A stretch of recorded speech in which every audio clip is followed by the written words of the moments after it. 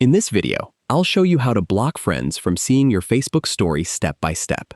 If you want to share a story with most of your friends but hide it from specific people, Facebook lets you customize your story privacy settings.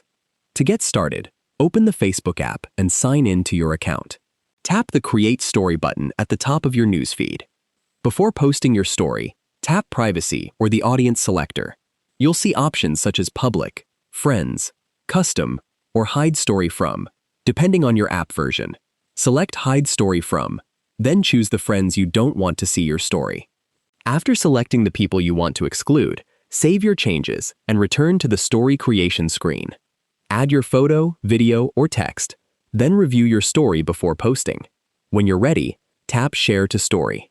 Your story will be visible to everyone allowed by your selected privacy settings, while the friends you excluded won't be able to view it.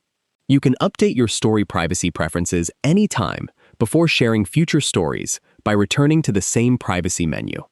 If you found this video helpful, please like the video and subscribe to the channel for more easy app tutorials.